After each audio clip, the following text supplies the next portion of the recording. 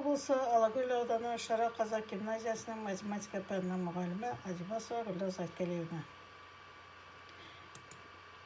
Бүгінгі біздің өтетін тақырыбымыз шеңбер және оның элементтері деп аталады. Сабақтың мақсаты нүктелердің геометриялық орнының анықтамаларын білу, шеңбер мен дөңгелектің және оның элементтерінің анықтамаларын білу, шеңбердің диаметрі мен хордасының перпендикулярлығы туралы теореманы дәлелдеу және оны есептер шығару барысында қолдану.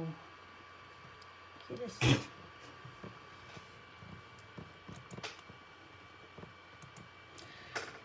Сабағымызды бастамас бұрын мынадай видео жазбаға назар аударайық.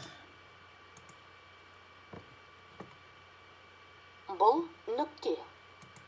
Бұл басқа нүкте. Көк сызық екі нүктенің ара қашықтығын көрсетеді. Қызыл нүктеден көк нүктеге дейінгі бірдей қашықтықта жатқан нүктелер жиынтығы қалай аталады? Қызыл нүктенің айналасынан көк сызықты айналдыра сызамыз. Бұл нүктелер қызыл нүктеден көк нүкте сияқты бірдей қашықтықта жатыр. Бұл шеңбер. Ол белгіленген нүктеден бірдей қашықтықта жатқан нүктелердің геометриялық орны.